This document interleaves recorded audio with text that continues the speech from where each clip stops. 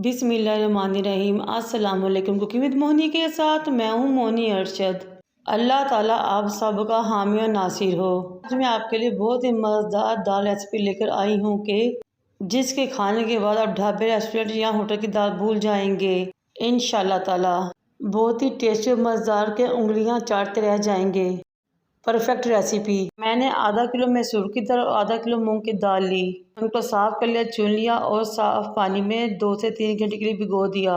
अब एक बर्तन में कुकिंग ऑयल लेंगे, गरम कर लेंगे।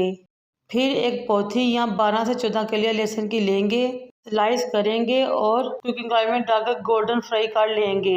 जब लहसुन गोल्डन फ्राई हो जाए तो दाल निचोड़कर इसमें शामिल कर लें। साथ ही इसमें इतना पानी डाल के दाल अच्छे तरीके से डिप हो जाए। मेरी 1 किलो दाल थी, मैंने तकरीबन 2 किलो पानी डाला है इसमें। फिर मैं शामिल करूँगी 1.5 टेबल स्पून नमक, 1.5 table spoon red chilli powder, 1 teaspoon हल्दी पाउडर, 1 टेबलस्पून धनिया पाउडर, 1 टेबलस्पून कसूरी मेथी, 4 से 5 लोग, 2 बड़ी इलायची, 1 दालचीनी का टुकड़ा, 1 से 1.5 बादियान का फूल। तमाम चीज़ों को अच्छे तरीके से मिक्स कर लेंगे, कवर करेंगे और पकने के लिए छोड़ देंगे 20 से 25 मिनट के लिए। 20 मिनट गुजर चुके थे जब मैंने कवर हटाया। दाल मुसलसल 20 minute medium to low flame पे पकती रही। दाल तो अच्छे तरीके से गल चुकी है, लेकिन ये अभी मुकम्मल तौर पर घुली नहीं है, इसलिए इस चीज़ में मुसलसल चम्मच को हिलाते रहेंगे। या भी अगर आपके पास घोटना है तो वो इस्तेमाल कर सकते हैं और दाल को घोट सकते हैं। माशाल्लाह से 15 से 20 मिनट तक मुसलसल पकाने और हिलाने के बाद हमारी गाढ़ी सी मज़ेदार सी हलीम जैसी दाल रेडी हो चुकी है।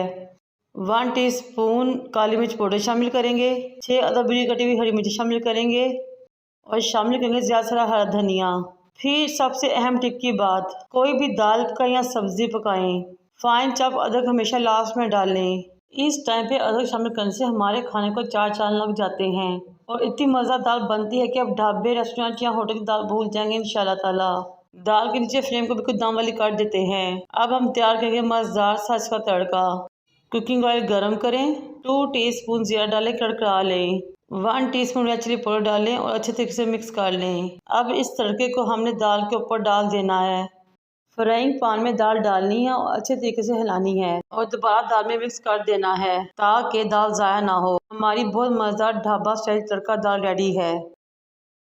वैसे तो आप इस दाल को चावलों के साथ भी खा सकते हैं, लेकिन अगर रोटी, चपाती, नान हो या पराठा हो, साथ हो अचार और सलाद, यकीन करें मज़ा ही आ जाएगा। खाने वाले उंगलियां भी चाट जाएंगे, प्लेटें भी।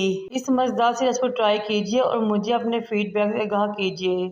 मुकम्मल टिप्स और ट्रिक्स के साथ ये रेसिपी आपके लिए हाजिर है। इंशाल्लाह आपको ज़रूर फ़ायदा देगी। मुझे और मेरे वालिदैन को दुआ में याद रखें। अल्लाह हाफिज़।